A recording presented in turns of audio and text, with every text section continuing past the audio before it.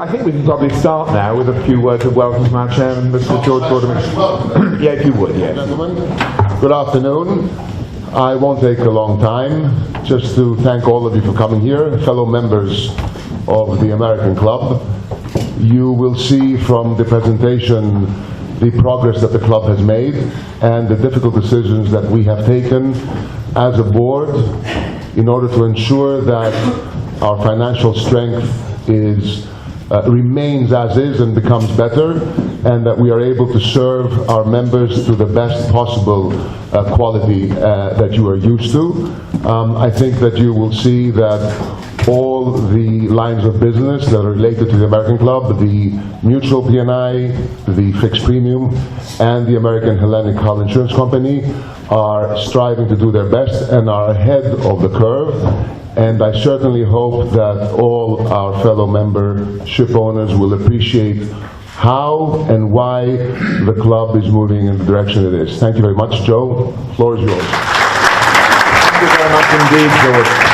How many people here remember an English rock band called Thin Lizzy? Oh, back in the early 70s. They had a one-hit wonder called The Boys Are Back in Town. Then you may remember the tune. I won't sing it to you now. Well, we from New York are mainly boys, with one exception, where the boys are back in town here in Athens. But there was another record that Thin Lizzy made called The Girls Are Already Here. And that was dedicated to our Greek office, actually, I think, actually. So we're very proud of the gender diversity we have here in Greece, and even more so, very, very proud of the membership and the support we have from the Greek community. Thank you very much indeed, George, for your introduction. It's always a pleasure to be here. We've been doing this presentation as to the current and future, current conditions and future prospects for the American Club for some years now, and it is always, truly, truly always a pleasure to be back in this wonderful, wonderful country. The format that I'm using today, many of you will be familiar with it.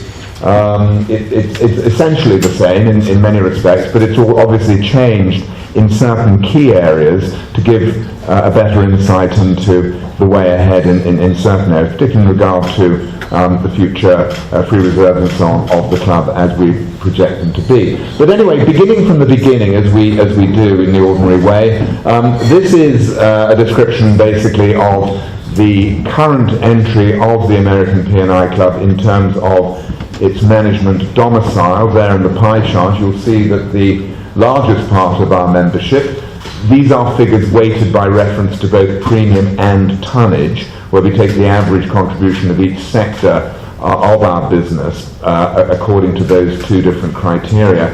And you'll see that Europe, Middle East and Africa at 48% is the largest sector.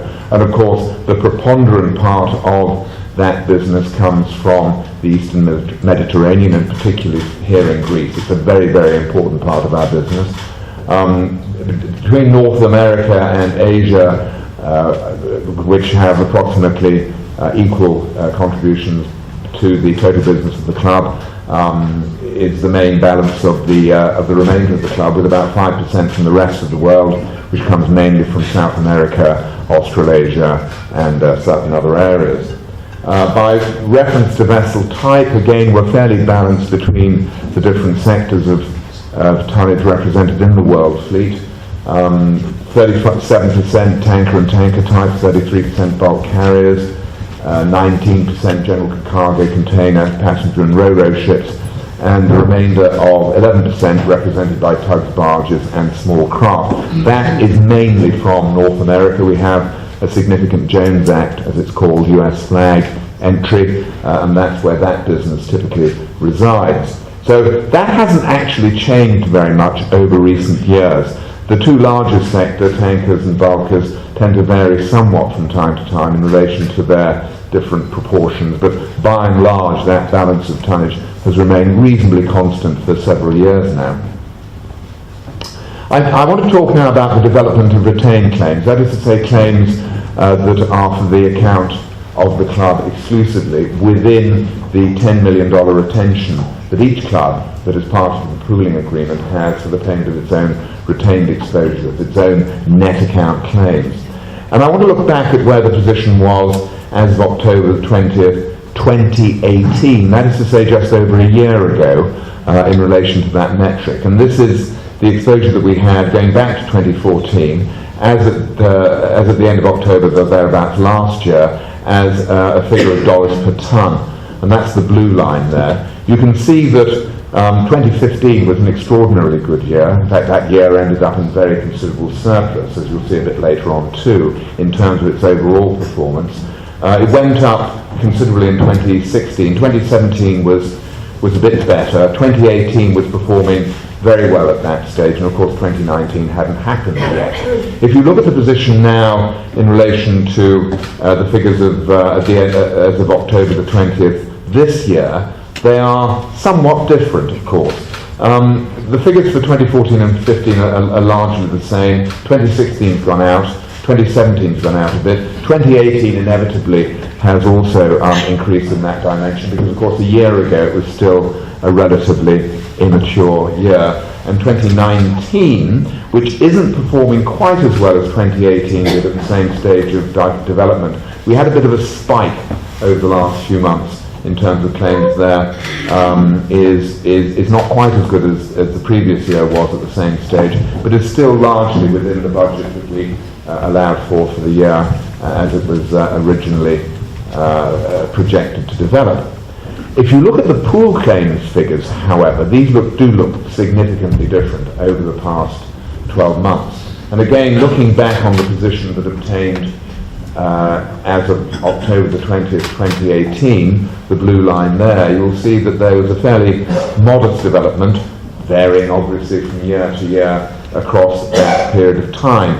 These figures, incidentally, 5 million and up, relate principally to the club's own pool contributions, not the value of the pool in the aggregate, obviously, which would be significantly greater, but that which the club actually budgets or expects to pay for its own contributions to other clubs' pool claims, essentially. If you look at the position now, you will see that although 2014 and 15 and 16 are largely the same, 15 and 16 inevitably have deteriorated somewhat, and 17 has gone out a bit. 2018, by contrast, is significantly greater in terms of overall exposure to the pool than it was than earlier years. In fact, 2018, I think, is the worst pool year for the group as a whole. Currently at about $445 million worth of accumulated claims to date since 2006. I think it recently exceeded, in terms of its overall aggregate exposures, the 2012 year, which was previously the worst over the last 15 years. So that has gone out a lot. But the underlying retained claims exposure for the club, happily, I mean, we had no pool claims in regard to 2018. These are solely and exclusively the exposure that we had for paying other clubs' pool claims. 2019, as at October the 20th, look reasonably good. However, that doesn't include, because the figures were only disclosed relatively recently, or lifted up relatively recently, the total exposure on the Golden Ray, which was the car carrier that fell over outside the port of New Brunswick, or Brunswick, in Georgia some months ago, and will be a significant demolition job, actually. So that has performed very differently by comparison with other metrics in regard to claims exposure. Where has premium gone over the last several years against that background of claims development? This graph shows development since 2014 by reference to net premium per gross ton. You will see that there was a rather significant drop from 2014 through to 2017, largely actually due to the fact that the average size of our entered vessels over that period increased somewhat substantially. But nonetheless, a sign of the erosion of premium that has taken place over recent years across the international group as a whole, which I'll refer to in a little bit more detail in a moment. Over the last 3 years or so, it's remained fairly constant. I think all clubs have spoken of the erosion of premium ratings over recent years, but largely that's been driven by the cost of claims. And here you will see that line again, which was in a previous graph, showing the development of retained claims per tonne over that period. And they've remained relatively subdued. 2015, as I say, was an extremely good year, but I think that as a pattern is likely to change over the years ahead. This black line here with the triangle on it shows the average rate per tonne of all clubs within the international group, calibrated by the tonnage and premium that they declare on a preliminary basis to the pool each year. That is to say, the tonnage that they declare to the pool and the premium that they declare in relation to that. On average, and it's a very easy arithmetical calculation, as you can imagine, you can get to what is an average rate per tonne over that period. Now, these rates per tonne can vary not just by reference to the trend downwards in rating generally across the industry as a whole, but of course if you have higher per unit size, as I referred to earlier, that can have an effect on the average rate per tonne. But average rates per tonne have in fact declined by 27% over the last 5 or 6 years since 2014. And if you go back even further to say 2010 or 2009-10, over the last 10 years, they have in fact declined by fully 41% over that period. So there has been a steady background, not unique to P&I, of course, as many of you know, but also affecting both the hull and the cargo markets for that matter, in recent years, of steady claims erosion. And we obviously have seen it to some extent ourselves. As I say, our figure on the blue line is slightly higher because we have a relatively high proportion of US business, which is relatively small in tonnage, but relatively high in premium, taking account of Jones Act US personal injury claims. So that's the reason largely for that. But the trend is not dissimilar overall. So against that background of claims and premiums and so on, what have our investments been doing? Now this is an important metric, of course, for all clubs really, and the market and the clubs individually talk about this a great deal. And going back to 2012, we've done really rather well. I would suggest that our overall return over that period is probably at least in the upper quartile of group clubs in general. And as you'll see, we did rather well through those years, and more particularly, although the end of 2018 was somewhat disappointing, mainly because there was this rather strange gyration in the stock markets right at the end of 2018. You may remember, I think, on Christmas Eve in 2018, that the Dow Jones Index collapsed by 1,000 points, just like that, and then recovered a bit towards the end of the year, but not by much. But then, continued to rise into the new year of 2019. But at the end of October, October the 31st of this year, our portfolio had made a return year to date from January the 1st of nearly 9%. Actually, the figure is 8.98% over that period, which we're very happy with. and we're optimistic that that trend will continue in the back end of this year, and that we will have a very good result for our investment portfolio for the 2019 year. And that's important, obviously, because it supports our Contingency Fund, the development of open policy years, and so on. This indicates the progression of recent policy surpluses and deficits. This is important in regard to the development of the position that we've taken, which George alluded to a little earlier, and which Vince will talk about, I think, in a bit more detail after I finish. Oh, I have to say something? Yeah, I thought you were intending to. Oh, we will, don't worry. But he won't be singing. It may not be true. Well, he hadn't told me in advance that he'll be singing. We'll find out in a moment. Anyway, but to return to this, this shows how individual years from 2014 onwards have tended to develop over the years at the end of year 1 into year 2, or latest year, depending on the year in question, and year 3, or latest year, depending on the year in question. And 2014, of course, improved. It ended in deficit within a range that was easily covered by our investment income for that year. 2015 did extremely well. It was already doing very well from a claims point of view. We got a reasonable return on our investments as well, and that ended actually when it was closed last year in substantial surplus. The surplus obviously going to the contingency fund. 2016, which is one of the years where we're making a supplementary call, didn't perform as we had originally expected it to, and there was a bit of development at the end of the year there that prompted it to go into a larger deficit than we imagined it would, actually, in all sincerity, right from the get-go. 2017 had something of a similar development, but not as acute. And 2018, so far, has gone in that direction. But because of the very positive development in regard to our own retained claims for the year and the investment income, which will generate further returns on that year over time, we expect that that will probably end up in balance in due course.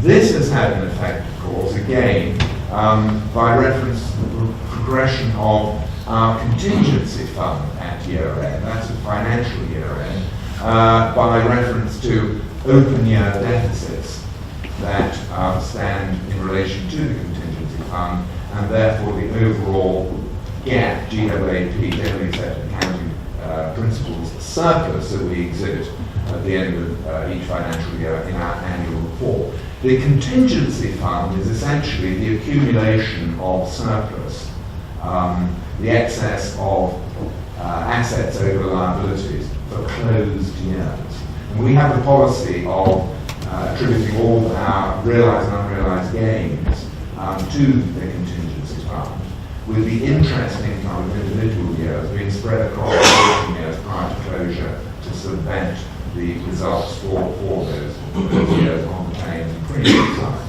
So the contingency fund, the blue bar there, has developed in that manner over the years since 2014. As at September the 30th, in 2019, which is the end of the third quarter, which were the figures that the Board of Directors had in consideration at the time that they made decisions in regard to some calls which were notified in the circular of November 14th, it stood at $74 million. We expect it to rise to $76 million by year end. Why? Because there will be further unrealised, we believe, gains, which we may in fact realise, take the realised value on by the end of the year. Over that period, we reckon we'll probably be about $2 million to the good. Now, against that, of course, is the position in regard to open policy years, those that have not yet been closed.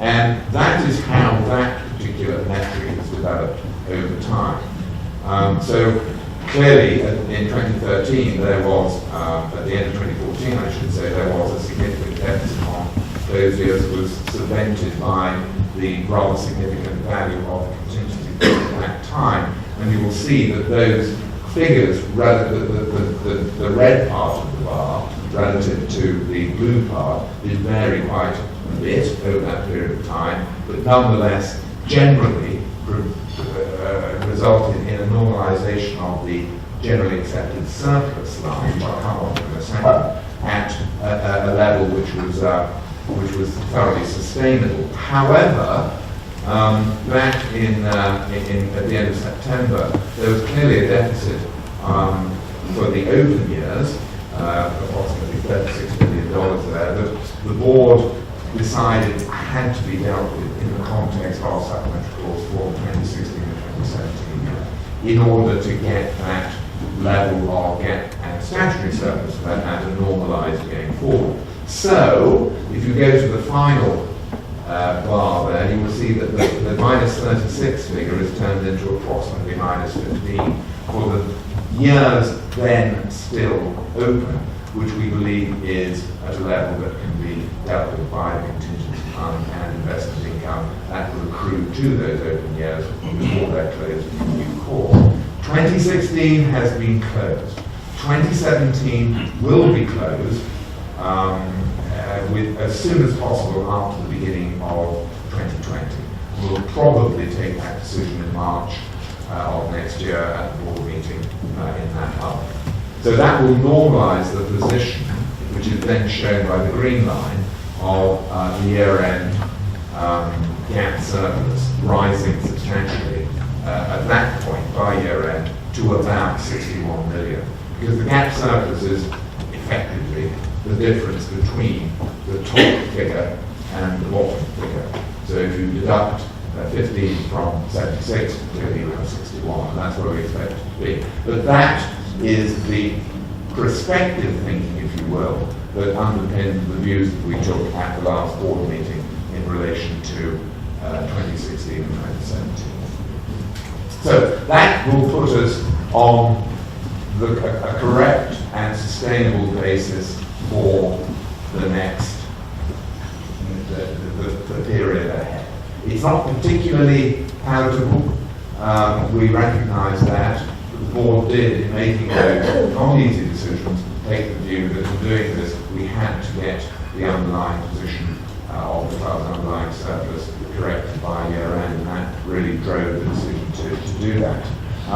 So far as the renewal is concerned, as many of you will be aware, we are not, unlike other clubs, seeking a general increase as a matter of simple policy, or I use the expression in the sector of a standardised increase. We identify essentially that there are three, largely speaking, groups of within our portfolio. There are three groups of business. Those, which is the majority, where owners have, historically in relation to current rate and terms and conditions, acceptable results that will be treated in an appropriate fashion at the renewal without adding to rates going forward in just a standardised way, and therefore compounding rates over time potentially for those owners. There are some owners who bring certain risks to the club that may not, looking at things prospectively, be appropriately rated or given the right terms and conditions that may require adjustment by reference to future exposure rather than necessarily historical results. And then there is a third category of owners who have historical records that are of a nature that require more immediate adjustment in terms of conditions or rating that need to be dealt with in the short term, and we will be taking appropriate action in regard to that. The board expects, quite rightly, that the managers will, as is generally required across the entire industry, calibrate risk and terms and conditions and rating in a way that properly balances those two elements of our business going forward for the benefit of the membership as a whole. So we are taking all of this very, very seriously, and Tom and his team, back there on the underwriting account, will be waiting at me. We'll be doing taking the appropriate action in due course. I want to talk briefly about Eagle Ocean Marine. This is our fixed premium facility at the American Club. The paper is American Club paper. It's for smaller vessels in local and regional trade where the operators of those ships find a fixed premium solution that P&I needs more appropriate, given their trade largely and their exposures, than the neutral entry. It's done very well for the club over the years. It's broken up in a rather different way from the neutral business. The management domicile there, you can see, is preponderantly represented by operators from North and Northeast and Southeast Asia, around 77%, I think it is, in total. There's a growing book here in the European, Middle East and Asia region. Also here in Greece, I'm very pleased to say, we have a growing constituency of members. And 6%, mainly South America, represents the rest of the world. This is not in any sense US business. It does not apply to either US flag or US trading accounts. This is non-US, so the risk exposures in that particular context associated with it are rather different from smaller craft that operate in the US domain. And again, the vessel type there is pretty broadly based. All kinds of smaller vessels, mini bulkers, small tankers, much larger small craft, and so on, as you'd expect in this kind of business. The average size of entry is about 1,800 GT. I think we have about 1,400 or 1,500 vessels entered in the facility. We do a gross premium overall for the last facility year. It's somewhat more than 13 million. So pretty substantial. But it has performed well over the years, actually. This is a graph of the development of the combined ratio. That is the ultimate profitability or otherwise of the facility from year to year. It's been around the houses a bit over that period of time. We had some extremely good years from 2013 on to 2015. The last 2 or 3 years have not been quite so good, but 2019 is developing very favourably at this point, and we expect that to be a year of a good return overall.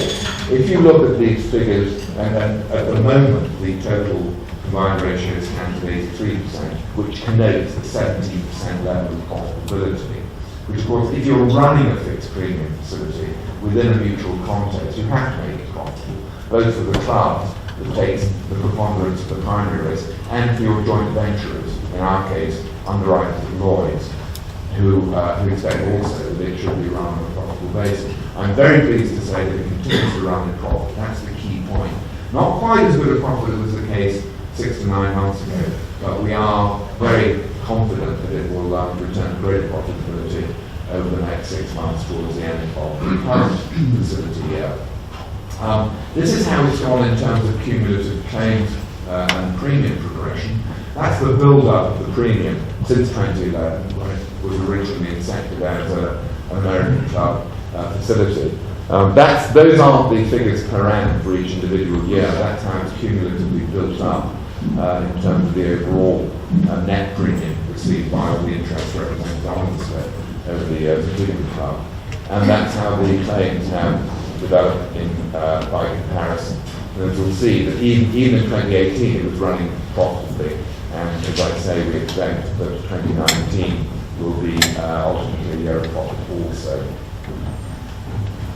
So, coming towards the end and taking all these different statistical factors into account, how do we see the way ahead? What are the developing trends at the moment as we can see them within the American club? And I don't think that anything I say actually in this particular context is very different from what other P&I club managers from our colleagues in other group clubs will be saying, or for that matter, representatives of other markets involved in the reinsurance business. I think the great claims moderation of recent years has come to an end. I think those clubs are talking now that both at retained levels and also clearly in relation to the pool, the relatively benign climate for claims is no longer with us. It's come to an end. I think premium erosion continues to challenge operating results. Virtually all clubs last year, when they were reporting their financial results, indicated combined ratios which were on average substantially in excess of 100%. I think that trend will continue and is continuing as reported into 2019, and I think that's going to have a knock-on effect going forward. 2019 certainly from our point of view, and I think probably for a lot of other clubs as well, was a relatively good year from the point of view of investment returns. Some of this will depend very much on what proportion of your portfolio have different asset classes. We are probably a little heavier into equities than some of the other clubs. Not often, by a very large margin, talking to fellow club managers. We have about 27-28% of our portfolio in equities. Of course, that's done very well for us. We're going to draw down on those profits from the equity space to put them into fixed income securities as time goes on. But the development of equity earnings has been very substantial over recent years. 2020 is a little bit more uncertain. We have a presidential election coming up in the United States. Brexit, of course, may or may not have occurred by then. And, inevitably, there is always a slowing down of investment against the background of a go-go market over the past year or two. Group reinsurance costs, I think, will continue to be relatively stable for this renewal and beyond. But we're finding that in certain specialist sectors, underwriters, particularly at Lloyd's, and with all credit to them, are becoming a little bit more difficult. And I think the broking community here will probably agree with this, than was previously the case, not just in relation to liability business, but also in other sectors too. So there's a bit of hardening going on there for sure. And clearly going forward there is the vital need to ensure that there is a proper calibration of risk pricing to exposure, as I referred to a little earlier. I think the move towards club diversification, which I think actually as we go forward will be a real strength for those clubs that have diversified, actually including ourselves, which I'll talk about in a minute. I think that has slowed down a bit, particularly in relation to some clubs moving out of Lloyd's with regard to hull facilities. But those hull insurance synergies still hold great promise for the future. I think that hull and particularly premium P&I are in something of a state of flux at the moment. There's been a lot of change, a lot of upheaval, turmoil even, within the fixed premium space over the last year or two. And I think EOM's results and its continuing position in that respect is a good thing. The landscape at Lloyd's and elsewhere are undergoing transformation and change as a result of all that. I think the regulatory and rating agency focus on capital adequacy will continue to sharpen, particularly if all the clubs, are showing results of financial year end and don't comport with what they expect in terms of continuing levels of combined ratio adequacy. Statutory pressures still persist. GDPR, somebody mentioned that to me the other day. Well, the other day, just a moment ago actually. NLC sanctions, of course, and the impact of sanctions is certainly not getting any easier. There's the issue of sulphur cap 2020. I won't say too much more about that because it's so widely discussed within the business. I said the other day that the club's views on it, and these are lovely Greek words, I can't resist using them. We were prophylactically agnostic about sulphur 2020. Prophylactic in the sense that we, as other clubs have done, provided much information. We recently produced a compendium on bunkering procedures and so on, about bunkering techniques, running operations, not just in relation to sulphur cap 2020, but otherwise. And also pointing out some of the pitfalls that may exist in terms of contractual liabilities and so on, and charges regarding the supply of fuel and so on. But agnostic, so we're prophylactic in that sense, but agnostic in another sense, because nobody really knows, what's going to happen after January the 1st. So, we prepare to hope for the best, but we are nonetheless preparing our members to not exactly expect the worst, but be prepared for the worst should that occur. Ballast water management, another issue going forward. So I think personally, and this will emerge I think with greater sharpness over the next year or so, that the marine insurance sector has reached what I describe as a secular inflection point, by which I mean that we're coming to an end of an era and the new developments will point, when we look back, at a change in the market, sea change in the market that will be very interesting. But by virtue of all this recent turmoil, I think that it foreshadows enormous opportunity for the future. And that opportunity beckons as much for the American club as we move into these sunnier islands of opportunity as it does for anybody else. So the way ahead, in conclusion, much achieved in recent years, and as I said, I think a great opportunity lies ahead. Discipline in risk selection and pricing is critically important. Balance sheet strengthening, that which we have been committed to do by virtue of recent decisions in regard to 16 and 17 and the calls thereon, will normalise, we trust, our key financial indicators. There will be a continuing emphasis on loss prevention and risk control. I mentioned the sulfur cap compendium the other day. That's incredibly important, and it shows itself ultimately in terms of overall losses. I think that EOM, American Atlantic Hull, Pyrates will be talking more about that just in a moment, point to, or are poised, I should say, to exploit this new business landscape with great energy. EOM, I would suggest, ladies and gentlemen, as a haven of acknowledged quality for a specialist sector otherwise in turmoil, and American Atlantic Hull's outlook fortified by increasing profitability, which is really great. I think staying ahead of the service curve, ship owners are demanding, they have every justification to be demanding, and we're certain that we can rise to those demands. It's vitally important. It can never be lost as an underlying imperative of what all P&I clubs are bound to do in support of their membership. We have uncompromising solidarity with our members in increasingly difficult times, not least of which is in the context of Sulfur Cap 2020. I know that's been talked a lot, a great deal in this community over the years, more recent years, and I think we have excellent prospects across all business lines as the industry evolves. I really do, and my colleagues will talk a little bit about that as I'm finished, probably rather more lengthy than I intended. But many thanks indeed, ladies and gentlemen, for listening to that. I hope you found it useful. Thank you. Good afternoon, all of you. I'll be as brief as possible. For those that we don't know, we have started our operation in 1st of July 2016, where we got our license from Cyprus, and we became the first ever Solvency II compliant marine underwriter for the year of 2016. We remain an autonomous marine underwriter, and we insure vessels up to $10 million, main risks and ancillary risks, of course. We remain a fixed premium P&I entity, and I apologize for those that they already know those things, just to catch up. Now, our underwriting criteria has been fairly straightforward, and it has given us, the results have given us the strength to maintain the same underwriting criteria for the years to come, which is that we expect vessels to have an IX class, to be a white flag. We do not accept singletons or doubletons, unfortunately. And the average age of the fleet should be around 15 years of age. Of course, we do not accept direct business, and our pen is totally independent, our pricing is totally independent. It's done in Cyprus, from our offices, from our operation in Cyprus.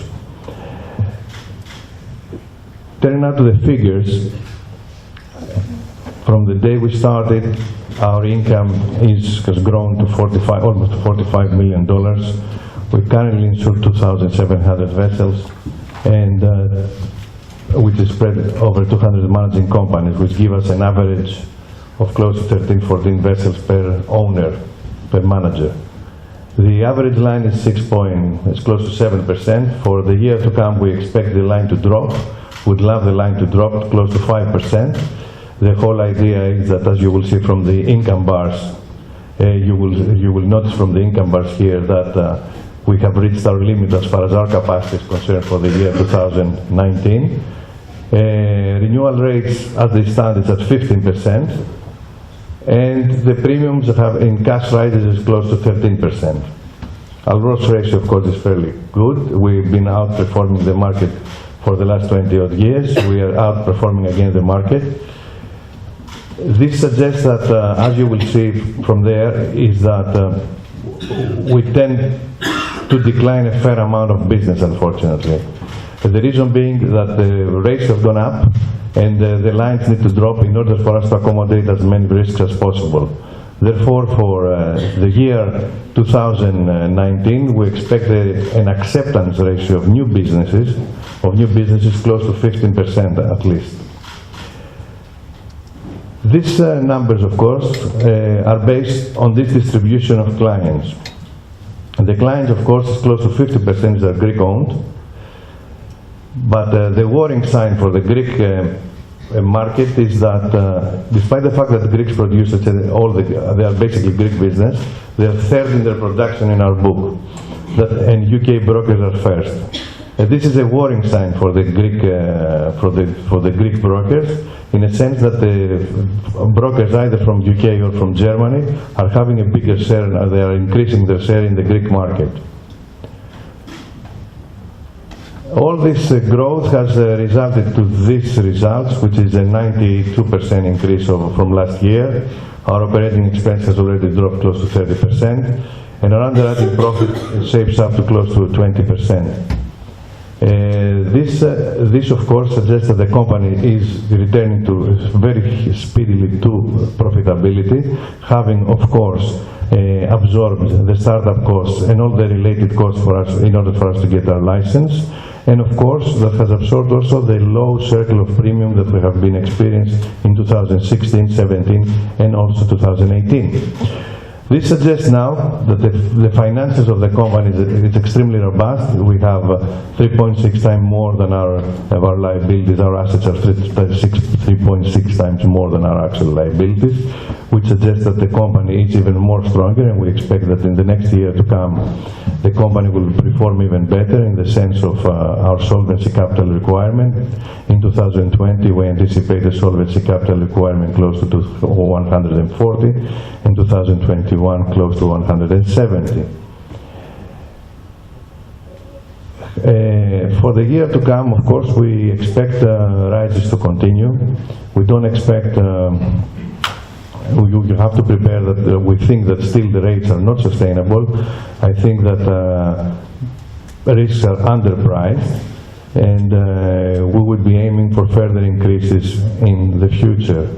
However, as far as American Hellenic is concerned, we are proud that we are the first ever marine underwriter that we have actually embraced the United Nations sustainability principles, which basically suggest that we are an underwriter that cares. We are an underwriter that we have environmental, social and government concerns, governance concerns regarding our clients, our employees and our environment.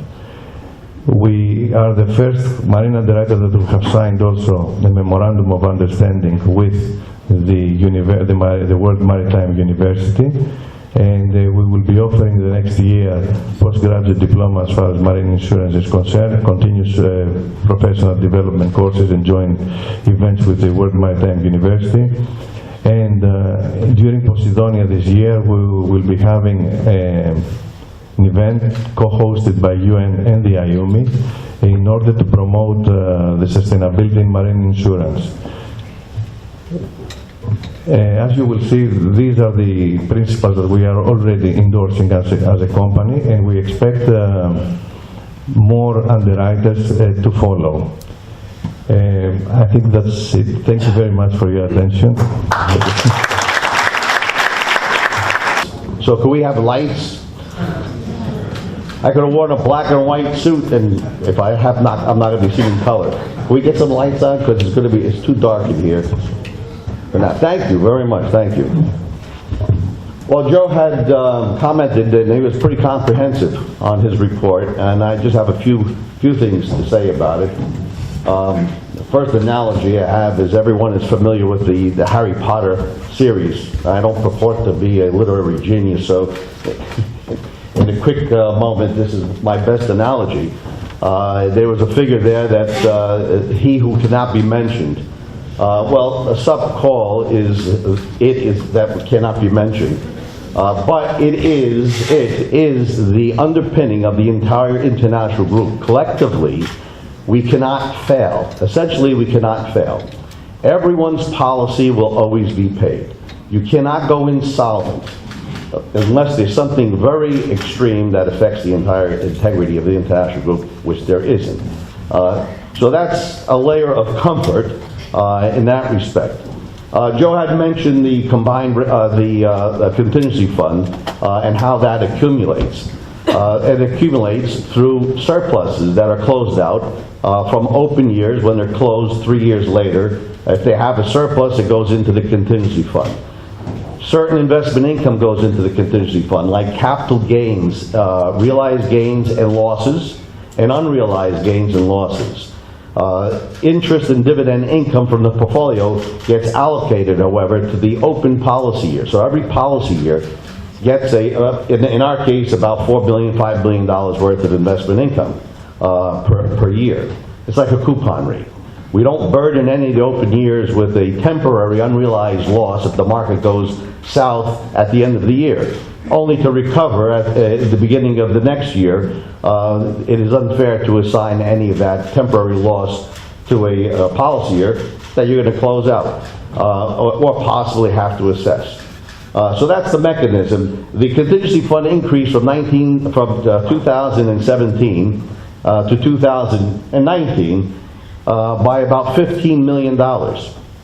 And as Joe mentioned, 2012, 13, and 14 policy years had deficiencies, which is not unusual for a P&I club to have underwriting deficiencies. The deficiency amounted to about $14.5 million.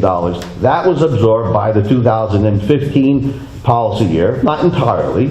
Some of that was absorbed by the contingency fund, and we always look forward, though, when we do these things, and we look forward to see what the following years are presenting.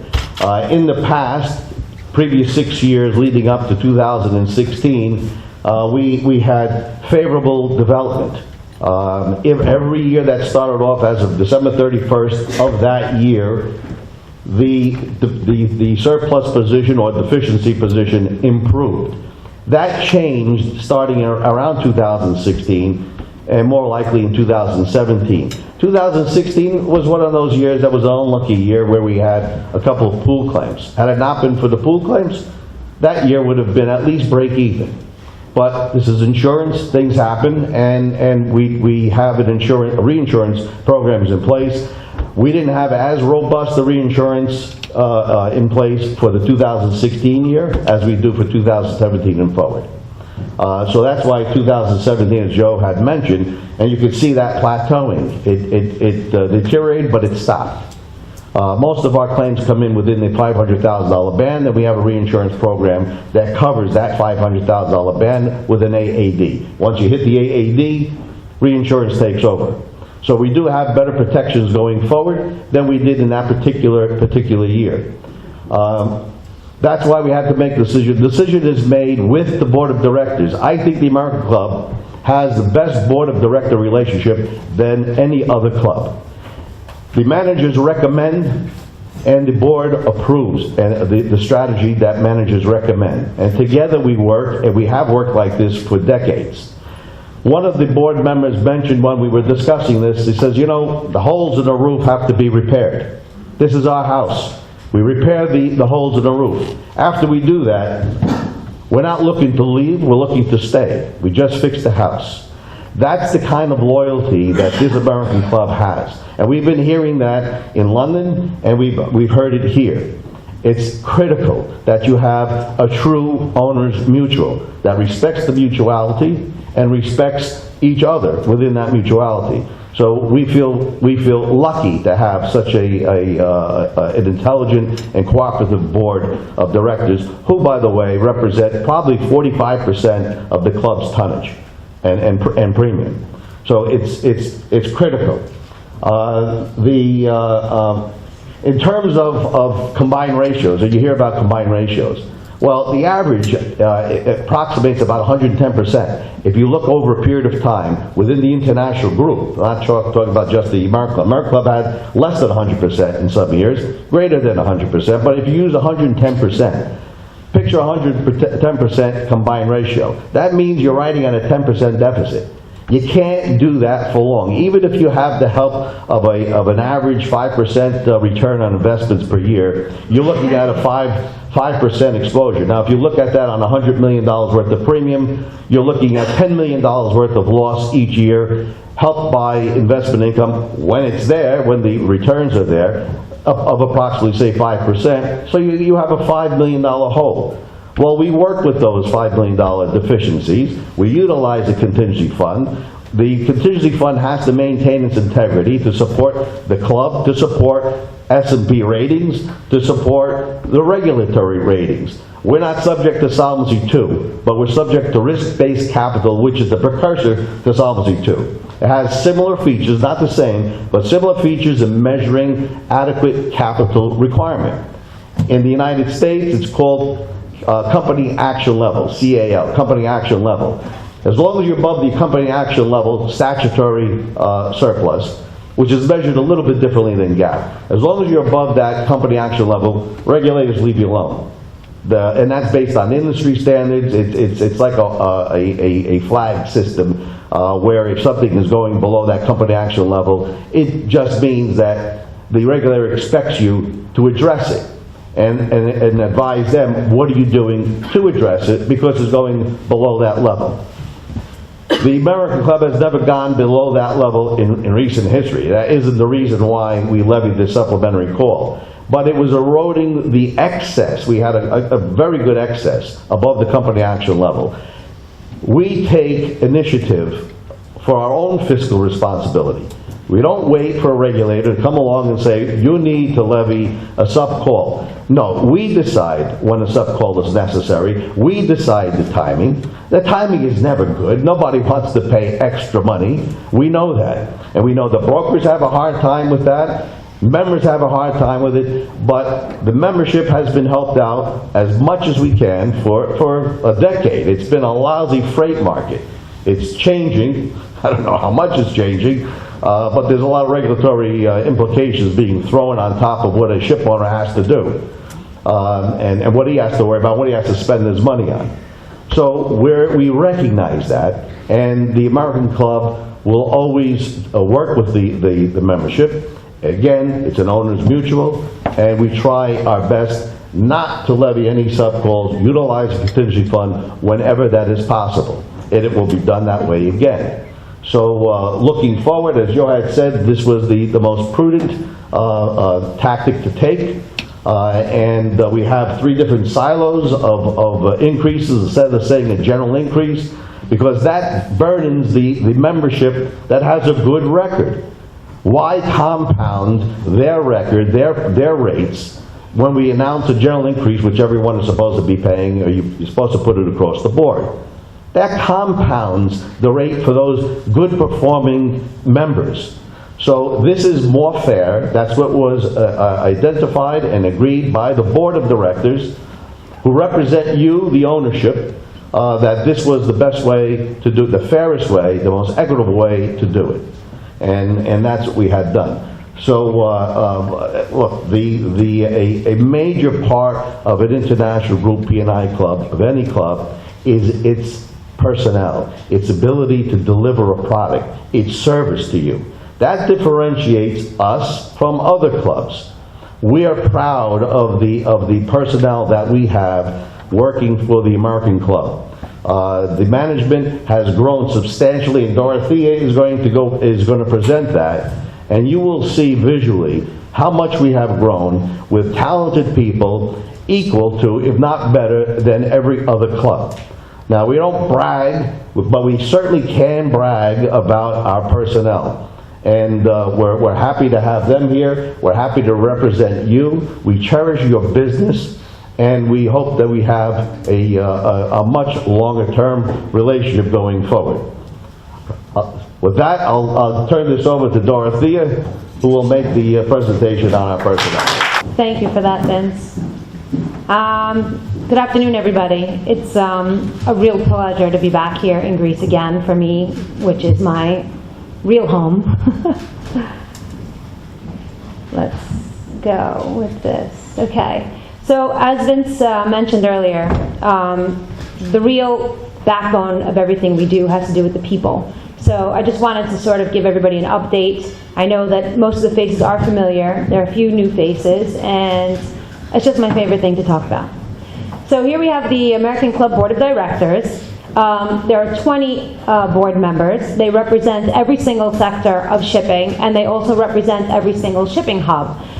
Significantly, I think, for this market, there are 8 members of the board that are of Greek descent, and so represent basically also the same proportion of the membership that we have across the board. We now have offices, a central office in New York. We're in Houston, London, Pyrates, also in Limassol with American Hellenic, Shanghai and Hong Kong. And let's start with New York. So, obviously the backbone of everything we do is in New York. It's our central office. It has every single department that's necessary to run a P&I club. I don't think that they need much of an introduction or description. Suffice to say that this was the driving force. These two men were the driving force behind the remarkable transformation that the club has made since the 1990s. We've had these are not many new faces, one new face there, but I just wanted to give an update and remind everybody of the people that we have in New York that service the club globally. Obviously, Tom Hamilton is well known to everybody. I think he's way over there in the back, and is now running the underwriting department from a global perspective now as the Chief Underwriting Officer. Took over after the legendary Stuart Todd moved on. And then we have Don Moore, who I think everybody has met also in the past. He's here up in the front. And Don is our Global Claims Director and has spent 26 out of his 42-year career with the American Club, and has oversight of all claims matters, both P&I and FD&D. Okay. I'm probably a new face, and he's all the way in the back, and nobody will see him, but I have his picture up here, and that's Steve Ogalugian. And Steve is our reinsurance director, and he's also a senior underwriter, working very closely with Tom, and you'll get to know him a lot better as we go forward. Now, as we look to the future of the club, we have to prepare for a much more complex regulatory and legal environment, from both an operational as well as from an insurance industry perspective. And with this in mind, we recently enhanced the senior management team with Dan Tadros, if you want to just stand up. And I don't think I need to say very much about him, but I will, because I think most of you have actually used his services in the past. Dan is a qualified U.S. lawyer. He is our chief legal officer now, and he has oversight of compliance, corporate governance, and he offers legal support to all the offices and all the departments. He's well known in the industry. He has experience across all the types of P&I and FD&D matters. He's worked for other IG clubs, obviously, as a correspondent, and he's also worked for many of you, having spent a 25-year career in New Orleans representing and defending owners' interests. He is now a part of our strategy management going forward. As many of you know, we also opened up a Houston office in 2016. I think some of you have also used the know-how of these two lawyers, Jana and Claire. Now, I know many of you are familiar with the people in London. We have a couple of new faces. We have a solid team in London led by Simon Collins and Nesina Beveratu and Chris Lowe, a team that was further enhanced this year with some promotions and some new faces.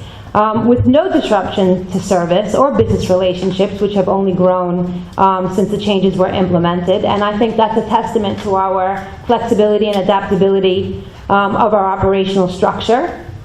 And we certainly appreciate the support from this market. In Asia, now you'll see that I've combined the Hong Kong and Shanghai offices.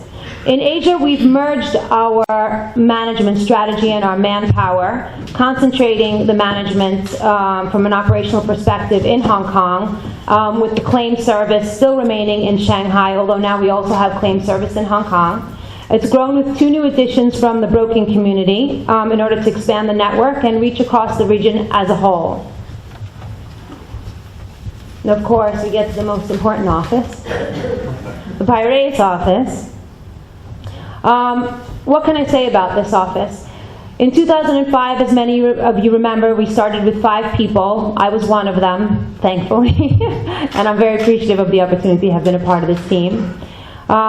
We now house a staff of lucky number 13 now, led by Joanna Kukuli, who's also sitting right here in front. Many of you know. You can stand up a second. And we have also the P&I claim side is also led by Marivi, who is not with us today because she is nursing a new baby, which we're very excited about. And the FD&D and the business development is now led by Elena Suli, who's also here in the front, if you want to just stand up for a second. Okay. This team that you look at here probably has a combined level of experience of over 140 years. Can everybody that's in the Pyrates office just stand up for a second? Because I have to tell you, the bench that we have in this office is so deep. And having served this market definitely represents the best of what we have. Thank you, guys. Obviously, we have been further enhanced by AWHIC with Elias. He already stood up, so I won't make him stand up again. So, where does that leave us? Πού καταλήγουμε? Θα πω λίγα λόγια στα ελληνικά. Καταλήγουμε στο ότι, ναι, μπορεί να είμαστε λίγο πιο μικροί. Μπορεί να έχουμε και λιγότερους ανθρώπους σε σχέση με άλλους. Αλλά προσφέρουμε το ίδιο υψηλό επίπεδο υπηρεσιών και εξειδίκευση και συχνά πρωτοπορούμε. Δεν αφήνουμε το μέγεθος να μας εμποδίσει στην καινοτομία και στις υπηρεσίες. Μάλιστα, μερικές φορές μας αντιγράφουν και μας μιμούνται. Αλλά δεν μας ενοχλεί, γιατί όλοι ξέρουμε πως η μίμηση είναι η καλύτερη μορφή κολακίας. Thank you, everybody.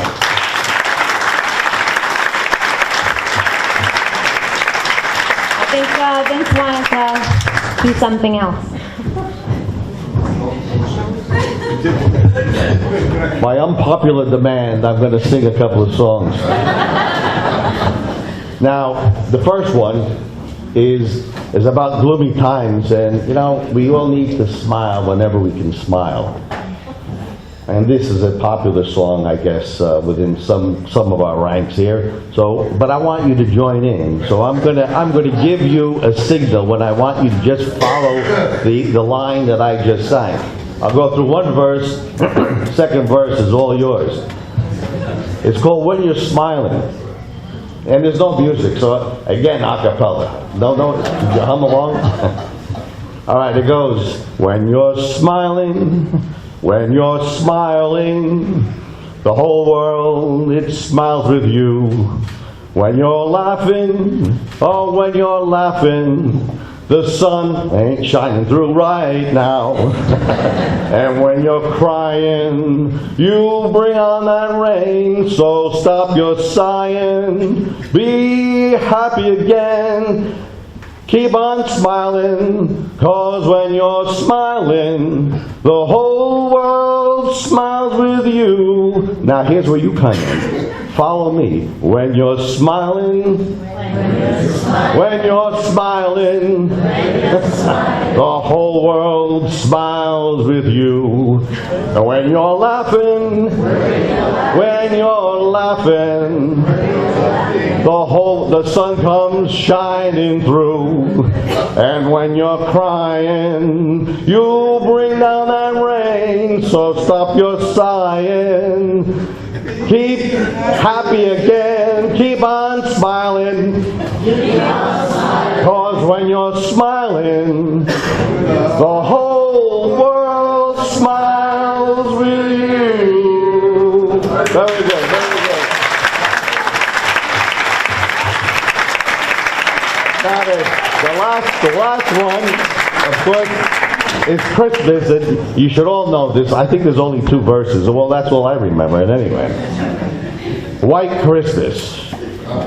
I'm dreaming of a white Christmas like the ones I used to know, where the treetops glisten and children listen to hear sleigh bells in the snow. I'm dreaming of a white Christmas with every Christmas card I write. May your days be merry and bright, and may all your Christmases be white. Merry Christmas. Sonia Palau.